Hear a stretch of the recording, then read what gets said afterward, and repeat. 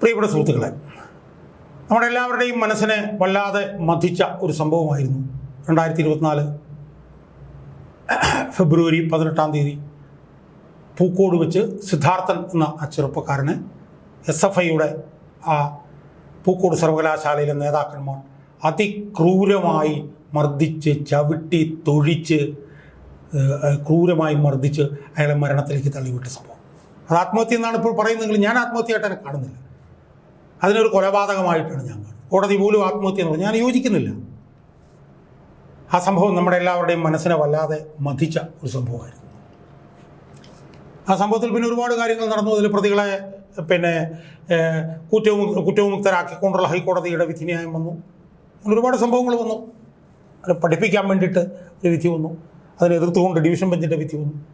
സിദ്ധാർത്ഥൻ്റെ മാതാപിതാക്കളായിട്ടുള്ള ജയപ്രകാശും ഷീബയും സിദ്ധാർത്ഥൻ്റെ ഘാതകരെ കണ്ടുപിടിക്കാനുള്ള സമര പോരാട്ടത്തിൽ അവർ ഇപ്പോൾ നിൽക്കുകയും. അപ്പോൾ നമ്മളെ സിദ്ധാർത്ഥൻ്റെ മരണം ഏറ്റവും കൂടുതൽ നമ്മളെ വിഷമിപ്പിച്ച ഒരു സംഭവമാണ്. സിദ്ധാർത്ഥൻ മരിച്ചിട്ട് കൊല്ലം 1 കഴിഞ്ഞു. ഈ ഫെബ്രുവരി 18 ഒരു കൊല്ലം കഴിഞ്ഞു. സിദ്ധാർത്ഥൻ്റെ ഓർമ്മകൾ നമ്മുടെ മനസ്സിൽ ഇപ്പോഴും വിജൃംഭിതമായി ഇങ്ങനെ നിൽക്കുകയാണ്. സുഹൃത്തുക്കൾ, ഇങ്ങനെ നിൽക്കുമ്പോഴാണ് CPMകാരൻ്റെ ഒരു വീഡിയോ കാണാനിടയായി. സുഹൃത്തുക്കളെ, ആ വീഡിയോയിൽ മരിച്ച സിദ്ധാർത്ഥനെ അല്ലെങ്കിൽ കൊല്ലപ്പെട്ട സിദ്ധാർത്ഥനെ, ഞാൻ പറയുന്ന കൊല്ലപ്പെട്ട സിദ്ധാർത്ഥനെ മരണത്തിന് ശേഷവും വീണ്ടും CPMകാർ പീഡിപ്പിക്കുന്നതിൻ്റെ തീർത്തും അധമമായ ഒരു ചിത്രമാണ് ആ വീഡിയോയിലൂടെ കാണാൻ കഴിഞ്ഞത്. എന്തോ SV വൈബ്സ് എന്ന് കണ്ട് പറഞ്ഞ് CPMകാരൻ കാശ് കൊടുത്ത് ചെയ്യുന്ന ഒരു വീഡിയോ ഉണ്ട്. ആ വീഡിയോയിൽ നോക്കി ആ വീഡിയോ അബദ്ധവശാൽ ഒന്ന് കാണാനിടയായി. ആ വീഡിയോയുടെ തലവാചകം ഇങ്ങനെയാണ് പറയുന്നത്. അത് ഞാൻ നേരത്തെ സൂചിപ്പിച്ചല്ലോ, SV വൈബ്സ് എന്നാണ് ആ വീഡിയോയുടെ യൂട്യൂബിൻ്റെ പേരതാണ്. ആ വീഡിയോയുടെ തലവാചകം ഇങ്ങനെയാണ്: സിദ്ധാർത്ഥൻ വിദ്യാർത്ഥിനിയെ കയറിപ്പിടിക്കാൻ ശ്രമിച്ചത് പിതാവ് അറിഞ്ഞില്ലേ? CBI കുറ്റപത്രത്തിലെ മകൻ്റെ കയ്യിലിരിപ്പ് നാടറിയണം, പറയണ്ട എന്ന് കരുതിയത് പറയിപ്പിച്ചതാണ്. ഇതാണ് രക്തരക്ഷസുകളായിട്ടുള്ള CPMകാരൻ്റെ വാദം. ചോദിക്കുക, ഒരുത്തൻ വന്നിരുന്ന് ഞെളിഞ്ഞ് ചോദിക്കുകയാണ്, സിദ്ധാർത്ഥൻ വിദ്യാർത്ഥിനിയെ കയറിപ്പിടിച്ചത് പിതാവ് അറിഞ്ഞില്ലേ എന്ന്.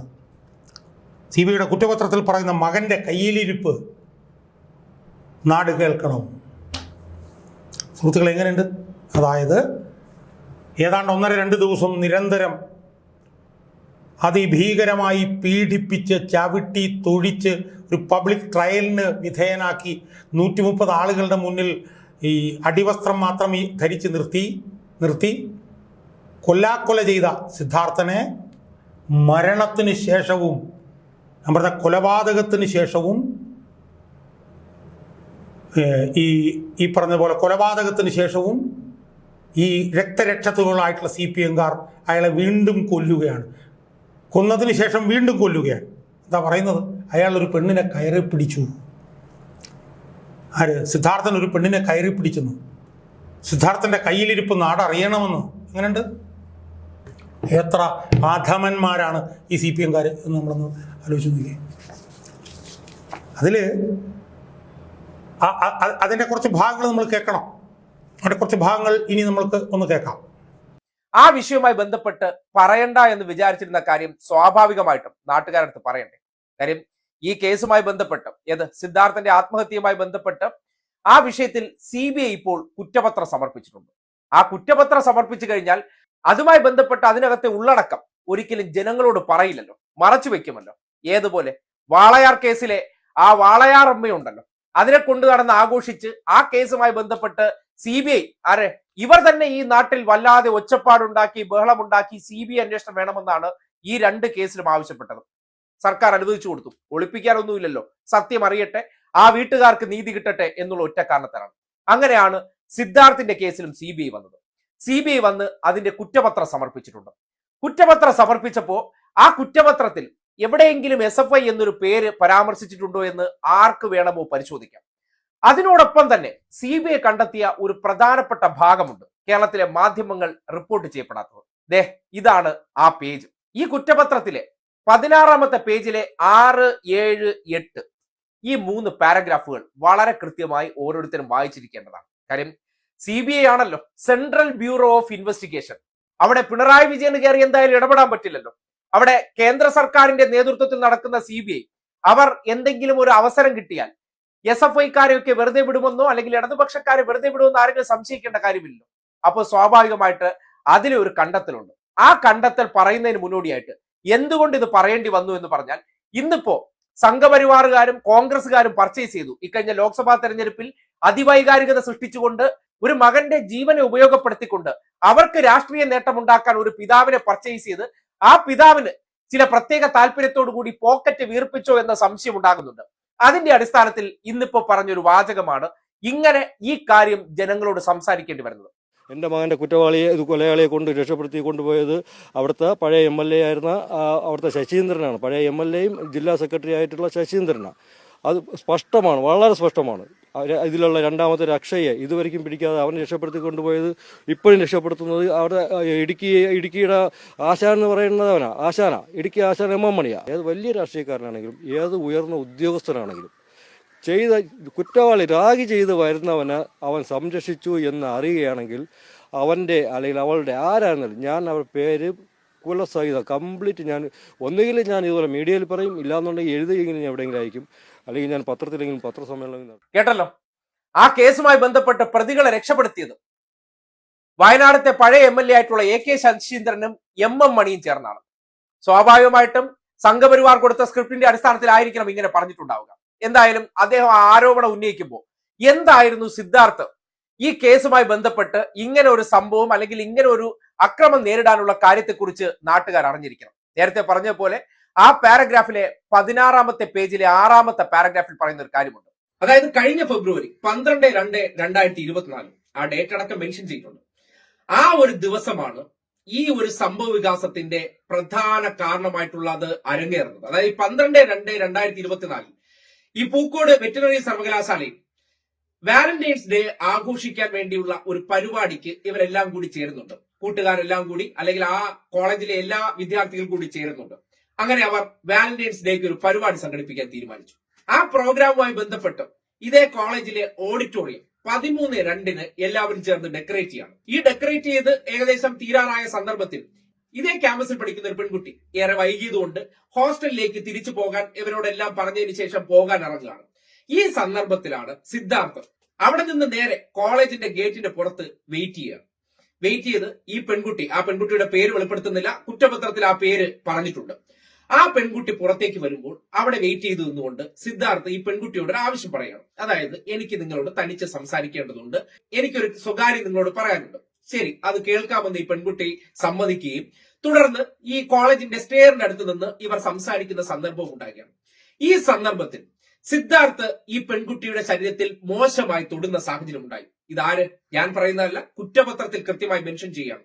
ഇതിന്റെ അടിസ്ഥാനത്തിൽ ഈ കുട്ടി കൈ തട്ടി മാറ്റിയതിനു ശേഷം അവിടെ നിന്ന് കടന്നു പോവുകയാണ്. ആ സന്ദർഭത്തിൽ പുറകെ നടന്ന് സോറി പറഞ്ഞു, അബദ്ധത്തിൽ പറ്റിയതാണെന്ന് സിദ്ധാർത്ഥ് പറയുകയാണ്. ഇതിനുശേഷം ആ കുട്ടി വളരെ പെട്ടെന്ന് അവിടെ നിന്ന് ഓടി ഗേറ്റിന്റെ പുറത്തേക്ക് പോയി നേരെ ഹോസ്റ്റലിലേക്ക് പോവുകയാണ്.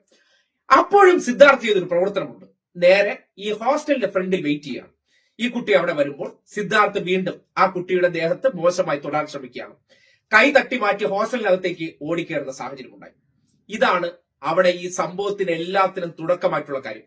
ഇത് പിറ്റെന്ന് ഈ കേസിൽ പ്രതികളായിട്ടുള്ള വ്യക്തികളോട് ഈ കുട്ടി പറയുകയാണ്. ഇങ്ങനെ ഒരു മോശം സ്വഭാവം സിദ്ധാർത്ഥിൽ നിന്ന് നേരിടേണ്ടി വന്നു. CBI നല്ല വെണ്ടയ്ക്ക അക്ഷരത്തിൽ എഴുതി വെച്ചിരിക്കുന്നതാണ്. ഇതിന്റെ അടിസ്ഥാനത്തിൽ 14-ാം തീയതിയിലെ പ്രോഗ്രാമിന് ശേഷം ഇവർ സിദ്ധാർത്ഥിനെ വിളിക്കുകയും ഇത് ചോദ്യം ചെയ്യുകയും ഇതിന്റെ പേരിൽ മർദ്ദിക്കുകയാണ് ചെയ്തത്. അങ്ങനെയാണ് സിദ്ധാർത്ഥിനെതിരെ ഒരു ആക്രമണം ഉണ്ടാകാൻ. ഇതും പോരാഞ്ഞിട്ട് ഈ സിദ്ധാർത്ഥിനെതിരെ തന്നെ 5ഓളം പെൺകുട്ടികൾ പരാതി നേരത്തെ കൊടുത്തിട്ടുണ്ട്, പറഞ്ഞിട്ടുണ്ട് എന്ന് പോലും ആ കോളേജുമായി ബന്ധപ്പെട്ട് അറിയാൻ കഴിഞ്ഞു. അപ്പൊ സ്വാഭാവികമായിട്ടും സിദ്ധാർത്ഥ് എന്ന പുത്രൻ, ആ പുത്രന്റെ പ്രവൃത്തിയെ സംബന്ധിച്ച് ഇങ്ങനെ ഒരു കാര്യം CBI കുറ്റപത്രത്തിൽ ഉണ്ടാകുമ്പോൾ അദ്ദേഹത്തെ വളർത്തിയ ഒരു രീതിയെ സംബന്ധിച്ച് ആ പിതാവ് എവിടെ നിൽക്കുകയാണ്? ഒരു മകനെ ഇങ്ങനെയൊക്കെയാണ് വളർത്തുന്നത്. വെരി സിമ്പിളി അങ്ങോട്ട് ഒരു കാര്യം കൂടി ആ പിതാവിനോട് ചോദിക്കുകയാണ്. സിദ്ധാർത്ഥനെ നിങ്ങൾ മാറ്റിയെടുത്തു, നിങ്ങളുടെ മകളാണ് അവിടെ പഠിക്കുന്നത്. ഏത്? ഇപ്പോ ആ പരാതി ഉന്നയിച്ച ആ കുട്ടി നിങ്ങളുടെ മകളാണെന്ന് ചിന്തിക്കുക. ആ സിദ്ധാർത്ഥ് എന്ന് പറയുന്നത് വേറെ ആരുടെയെങ്കിലും ഒരു മകനാണ്. നിങ്ങളുടെ മകളടുത്ത് ഇതേ രീതിയിലുള്ള പ്രവർത്തനം ചെയ്താൽ വിശാല ഹൃദയനായിട്ടുള്ള അങ്ങയ്ക്ക് അത് ക്ഷമിക്കാൻ കഴിയുമോ? ആവർത്തിച്ചൊരു കാര്യം പറയാനുണ്ടെന്ന് പുറകെ കൂടി അവരെ മോശമായിട്ട് ആ ശരീരത്തെ സ്പർശിക്കാൻ ശ്രമിക്കുന്ന ഒരു വിഷയം, അതിനെയാണ് കേരളത്തിൽ രാഷ്ട്രീയമായിട്ട് ഒരു റാഗിങ്ങിന്റെ പേരിൽ വളച്ചൊടിച്ച് പിതാവിനെ കൊണ്ട് സഹതാപം ഇറക്കിച്ച് ഈ നാട്ടിൽ വളച്ചൊടിക്കാൻ ശ്രമിക്കുന്നത്. നിങ്ങളുടെ മകൾക്ക് ഇത് സംഭവിച്ചാലും ആ ഹോസ്റ്റലിലുള്ള സഹപാഠികളായിട്ടുള്ള കുട്ടികൾ ഈ പരാതി അറിഞ്ഞാൽ സ്വാഭാവികമായിട്ട് എടുത്തു ചാടുന്ന പ്രായമാണ്. അവർ ചെയ്ത പ്രവർത്തനങ്ങൾ വർദ്ധിച്ചു. പക്ഷെ ആത്മഹത്യയാണെന്നാണ് CBI കണ്ടെത്തിയിരിക്കുന്നത്. അങ്ങനെ ഒരു വിഷയത്തിൽ ശശീന്ദ്രനാണ്, മണിയാണ്, ആർഷോയാണ്, ഇങ്ങനെ കുറെ പേരുകൾ ഇയാൾ വലിച്ചു വെക്കുന്നുണ്ടെങ്കിൽ ഇയാൾ ആരുടെയെങ്കിലും കൊട്ടേഷൻ എടുത്തിട്ടുണ്ടെന്ന് പറഞ്ഞാൽ അതിനെ ആർക്കെങ്കിലും തെറ്റു പറയാൻ പറ്റൂ? CBI എന്തായാലും പിണറായി വിജയന്റെ കീഴിലല്ലല്ലോ, അല്ലെങ്കിൽ കേരളത്തിലെ ഏതെങ്കിലും മന്ത്രിമാരുടെ കീഴിലാണോ CBI വർക്ക് ചെയ്യുന്നത്? സുഹൃത്തുക്കളെ, ആ വാദം കേട്ടല്ലോ, അതിൽ നിന്ന് പറയുന്നവന്റെ വാദം കേട്ടല്ലോ നമ്മൾ. അതിലവൻ പറയുന്നതെന്നാണ്, സിദ്ധാർത്ഥൻ ഒരു പെണ്ണിനെ, കൂടെ പഠിക്കുന്ന ഒരു സ്ത്രീ, ഒരു പെൺകൊച്ചിനെ പലതവണ കയറി പിടിച്ചു, പീഡിപ്പിച്ചു. ആ പീഡിപ്പിച്ചതിനെതിരായിട്ടുള്ള പ്രതികരണത്തിൻ്റെ ഭാഗമായിട്ടാണ് സിദ്ധാർത്ഥനെതിരെ ഈ വലിയ തോതിലുള്ള ആക്രമണം ഉണ്ടായത്. അങ്ങനെ പീഡിപ്പിച്ചാൽ അങ്ങനൊരു പ്രതികരണം ഉണ്ടാവില്ലേ എന്ന് പറഞ്ഞുകൊണ്ട് ഈ സിദ്ധാർത്ഥനെ ക്രൂരമായി ആക്രമിക്കുകയും പബ്ലിക് ട്രയലിന് വിധേയമാക്കുകയും അടിവസ്ത്രം ധരിച്ച് നിർത്തുകയും ഒക്കെ ചെയ്തതിനെ ന്യായീകരിക്കുകയാണ് ഈ രക്തരക്ഷസുകൾ, ചോര കുടിയന്മാർ. നമ്മൾ ആലോചിച്ചു എന്താ അതിനകത്ത് പറയുന്നത്? ശരിയാണ്, അയാൾ പറയുന്നത് ശരിയാണ്. കുറ്റപത്രത്തിൽ പറയുന്നുണ്ട് ഇങ്ങനെ. എങ്ങനെ പറയുന്നു? ഇങ്ങനെ വാലന്റൈൻസ് ഡേ ഉണ്ടായിരുന്നു, അവിടെ വെച്ചൊരു പെൺകൊച്ചിനെ അയാൾ ആഫ്റ്റർ പിന്നെ 2-3 പ്രാവശ്യം മോശമായി പെരുമാറാൻ ശ്രമിച്ചു. അതിൻ്റെ പ്രതികരണമായിരുന്നു എന്നുള്ളത് കുറ്റപത്രത്തിലും പറയുന്നുണ്ട്. ശരിയാണ്, ഇല്ലെന്ന് ഞാൻ ആരും പറഞ്ഞിട്ടില്ല. പക്ഷെ അതിനകത്ത് 2-3 പ്രശ്നങ്ങൾ വരുന്നുണ്ട്. എന്താ പ്രശ്നം? ഒന്നാമത്തെ പ്രശ്നം, അത് ശരിയാണോ തെറ്റാണോ എന്ന് തെളിയിക്കാൻ ഇന്ന് സിദ്ധാർത്ഥൻ ജീവിച്ചിരിപ്പില്ല. സിദ്ധാർത്ഥൻ ഇന്ന് നമ്മോടൊപ്പം ഇല്ല. സിദ്ധാർത്ഥനെ കുറിച്ച് ഈ പെൺകുട്ടി പരാതി കൊടുത്തു എന്നുള്ളത് ശരിയാണ്. പക്ഷെ അതിൻ്റെ ശരി തെറ്റുകൾ നമ്മൾ ആലോചിച്ചിട്ടുണ്ടോ സുഹൃത്തുക്കളെ? അതാരാണ് ആ പെൺകുട്ടി? ആ പെൺകുട്ടിയുടെ രാഷ്ട്രീയം എന്താണ്? ആ പെൺകുട്ടിയെ കൊണ്ട് അങ്ങനെ ചെയ്യിപ്പിച്ചതാണോ? ആ പെൺകുട്ടി SFIയുടെ നേതാക്കന്മാർ പറഞ്ഞതിനെ തുറന്ന് ചെയ്തതാണോ? ഇതുപോലെ നമുക്കറിയാമോ? പല കോളേജുകളിൽ ഇതുപോലെ നമ്മൾ കേട്ടിട്ടുണ്ട്. യൂണിവേഴ്സിറ്റി കോളേജിൽ കേട്ടിട്ടുണ്ട്. വനിതകളായിട്ടുള്ള SFIക്കാർ പെൺകുട്ടികളുണ്ട്. അവരെതിരാളികൾ വന്നു കഴിഞ്ഞാൽ ഉടനെ പീഡന പരാതി എഴുതി കൊടുക്കും. അതിനുവേണ്ടി പെൺകുട്ടികളെ തയ്യാറാക്കി നിർത്തിയിട്ടുണ്ടെന്നാണ് കേൾക്കുന്നത്. യൂണിവേഴ്സിറ്റി കോളേജിലൊക്കെ നമ്മൾ കേട്ടിട്ടുള്ളതാണ്. പെൺകുട്ടികളുടെ ഒപ്പ് ഉൾപ്പെടെ നേരത്തെ മേടിച്ചു വെച്ചിരിക്കുകയാണ്. എതിരാളികളായിട്ടുള്ള ആളുകൾ വന്നാൽ അവർ SFIക്കാരാണെങ്കിൽ പോലും അവർക്കെതിരെ പീഡന പരാതി എഴുതി പെൺകുട്ടികൾ കൊണ്ടുവന്ന അധികാരികൾ കൊടുത്തിട്ടു. അതുപോലൊരു പെൺകുട്ടിയാണോ ഇങ്ങനെ പരാതി കൊടുക്കുന്ന ആർക്കറിയാം സുഹൃത്തുക്കളെ? അതുപോലൊരു പെൺകുട്ടിയാണ് എന്നാണ് ഞാൻ മനസ്സിലാക്കുന്നത്. സിദ്ധാർത്ഥനെ മോശക്കാരനാക്കാൻ വേണ്ടി ഒരു പെൺകുട്ടിയുടെ കയ്യിൽ നിന്ന് ബലമായി SFIക്കാരെ എഴുതി മേടിച്ച, ബലമായി എന്നല്ല, ഒരു പെൺകുട്ടിയുടെ കയ്യിൽ നിന്ന് SFIക്കാരെ എഴുതി മേടിച്ച പരാതിയാണ് ഈ പരാതി എന്നാണ് ഞാൻ കേൾക്കുന്നത്. ആ പരാതി ശരിയാണോ തെറ്റാണോ എന്ന് തെളിയിക്കാൻ ഇന്ന് സിദ്ധാർത്ഥൻ നമ്മുടെ ഉണ്ടോ സുഹൃത്തുക്കളെ? ഒന്ന് ആലോചിച്ച് നോക്കൂ. എന്നിട്ട് സിദ്ധാർത്ഥനെ മോശക്കാരനാക്കുകയാണ്. സിദ്ധാർത്ഥൻ ഒരു പെണ്ണിനെ കയറി പിടിച്ചത് പിതാവ് അറിഞ്ഞില്ലേ എന്നാണ് ചോദ്യം. സിദ്ധാർത്ഥൻ്റെ കയ്യിലിരിപ്പ് മോശമായിരുന്നു എന്നാണ് പറയുന്നത്. 2-2.5 ദിവസത്തോളം നിരന്തരം അടിച്ചും തൊഴിച്ചും ചവിട്ടിയും സിദ്ധാർത്ഥനെ പീഡിപ്പിച്ച SFI നേതാക്കന്മാർ എവിടെയൊക്കെ കൊണ്ടുപോയി സിദ്ധാർത്ഥനെ അവരെ ആക്രമിച്ചു. 16-11 എന്ന് പറയുന്ന ഖണികയിൽ പറയുന്നുണ്ട്. ഏതാണ്ട് ഒരു 10:30 മണിയായപ്പോഴത്തേക്കും പ്രതിയായിട്ടുള്ള അമൽ ഹസനും നസീഫും അമീൻ അക്ബർ അലിയും അവിടെ വെയിറ്റ് ചെയ്ത് നിന്നിട്ട് സിദ്ധാർത്ഥനെ 21ാമത്തെ നമ്പർ മുറിയിലേക്ക് കൊണ്ടുപോയി. അവിടെ വേറെ വിദ്യാർത്ഥികൾ ഇരിപ്പുണ്ടായിരുന്നു. അവർ സിദ്ധാർത്ഥനെ കൊണ്ട് മാപ്പ് പറയിച്ചതിന് ശേഷം the assaulted persons Amal, Ishan, Sinjo Johnson, Asif Khan, Arun K, Kashinathan RS, Ameen Akbar Ali U, Althaf, Ajay, Adithyan എന്നിവർ physically assaulted Siddharthan using a leather belt, cable wire of a glue gun using their hands and legs. Siddharthan JS was forced to remove his pant and shirt and was made to remain in his underwear only. അവരുടെ മുഴുവൻ വസ്ത്രം ഊരി സിദ്ധാർത്ഥനെ അടിവസ്ത്രത്തിൽ നിർത്തി. He was forcefully confined in the room by the accused persons and was beaten with belt, cable wire of a glue gun by slapping, kicking, etc. Accused Kashinathan brutally assaulted him using a belt and hands.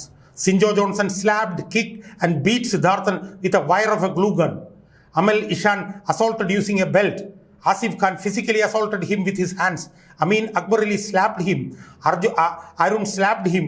Ajay and Altaf assaulted Siddharthan with his hands. Zood Result assaulted Siddharthan with his hands. Adityan Muhammad Dhanish assaulted Siddharthan with hands. Sinjo Johnson and Asif Khan further provoked other students against Siddharthan. ആലോചിച്ച് നോക്ക്. അതിക്രൂരമായി ഈ SFI നേതാക്കന്മാർ മത്സരിച്ച് സിദ്ധാർത്ഥനെ ക്രൂരമായി പീഡിപ്പിച്ചതിൻ്റെ ചിത്രമല്ലേ ഈ കുറ്റപത്രത്തിലെ 16-11 എന്ന് പറഞ്ഞ ഇതിലുള്ളത്. ഇതിനെ തുടർന്ന് സിദ്ധാർത്ഥൻ മരിച്ചു. ആത്മഹത്യ ചെയ്തതാണോ കൊന്നതാണോ എന്ന് ആർക്കറിയാം സുഹൃത്തുക്കളെ. എന്തായാലും ആശുപത്രി കൊണ്ടുചെല്ലുമ്പോൾ പോസ്റ്റ്മോർട്ടം റിപ്പോർട്ടിൽ പറഞ്ഞിട്ടുണ്ട്, ആശുപത്രി കൊണ്ടുചെല്ലുമ്പോൾ തൂങ്ങി മരിച്ച ലിഗേച്ചറൊന്നും അവിടെ കൊണ്ടേ കാണിച്ചിരുന്നില്ല. മരിച്ചു കഴിഞ്ഞ് സിദ്ധാർത്ഥനെ കൊണ്ടുപോയി കെട്ടിത്തൂക്കുകയാണെന്ന് ആർക്കറിയാം. അതിക്രൂരമായി പീഡിപ്പിച്ചു, അതിക്രൂരമായി മർദ്ദിച്ചു. അങ്ങനെയാണ് സിദ്ധാർത്ഥൻ മരിക്കുന്നത്. കൊലയാണോ ആത്മഹത്യയാണോ നമുക്കിപ്പോഴും അറിയില്ല. അങ്ങനെ കൊന്ന് ഇല്ലാതാക്കിയ സിദ്ധാർത്ഥൻ, ആ സിദ്ധാർത്ഥനെ കൊന്ന പ്രതികളെ ന്യായീകരിക്കുകയാണ് രക്തരക്ഷസൊരുത്തൻ മന്ത്രിയുണ്ട്. അവൻ്റെ പേരെനിക്കറിയില്ല. ആ മന്ത്രിനെ ന്യായീകരിക്കാം. പറയുകയാണ് ഒരു പെൺകുട്ടിയെ പീഡിപ്പിച്ചത് കൊണ്ടാണ് ഇതുപോലെ ആക്രമണം ഉണ്ടായത്. പെൺകുട്ടിയെ പീഡിപ്പിച്ചു എന്നുള്ളത് തന്നെ കെട്ടുകഥയാണ് എന്നാണ് ഞാൻ വിശ്വസിക്കുന്നത്. നേരത്തെ വിശദീകരിച്ചു. ഇനി പീഡിപ്പിച്ചു എന്ന് വാദത്തിന് അംഗീകരിക്കാം. നമുക്ക് പീഡിപ്പിച്ചു എന്ന് വാദത്തിന് അംഗീകരിച്ചാൽ പോലും ഇന്ത്യൻ ഭരണഘടന അനുസരിച്ച് ഒരു പയ്യനെ ക്രൂരമായി മർദ്ദിക്കാൻ ഭരണഘടന പറയുന്നുണ്ട് സുഹൃത്തുക്കളെ. ക്രൂരമായി ചവിട്ടാനും തൊഴിക്കാനും അവനെ വിവസ്ത്രനാക്കാനും അടിവസ്ത്രത്തിൽ നിർത്താനും അവനെ ബെൽറ്റ് കൊണ്ട് അടിക്കാനും അവനെ പബ്ലിക് ട്രയലിന് വിധേയനാക്കാനും അവനെ 130 കുട്ടികളുടെ മുന്നിൽ നിർത്തി അവനെ അതിഭീകരമായി മർദ്ദിക്കാനും എവിടെയാണ് ഭരണഘടന പറയുന്നത് സുഹൃത്തുക്കളെ?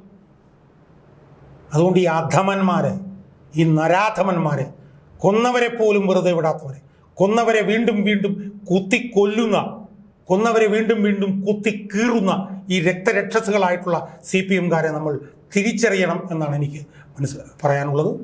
1-2 ദിവസം കൊണ്ടൊരു ചെറുപ്പക്കാരനെ അതിക്രൂരമായി മർദ്ദിച്ച് അവനെ മരണത്തിലേക്ക് തള്ളിവിട്ട് 1 വർഷം കഴിയുമ്പോഴും ആ മരണത്തിലേക്ക് തള്ളിവിട്ട ചെറുപ്പക്കാരനെ കൊന്ന ആ പ്രവർത്തനത്തെ ന്യായീകരിക്കുന്ന രക്തരക്ഷസുകളാണ്, ചോര വാർന്നൊഴുകുന്ന രക്തരക്ഷസുകളാണ് CPMകാർ കേരളത്തിലുള്ളവർ എന്നതിൻ്റെ പ്രത്യക്ഷ ഉദാഹരണമാണ് ഈ വീഡിയോ എന്നാണ് എനിക്ക് എൻ്റെ പ്രേക്ഷകരോട് ഈ അവസരത്തിൽ സൂചിപ്പിക്കാനുള്ളത്.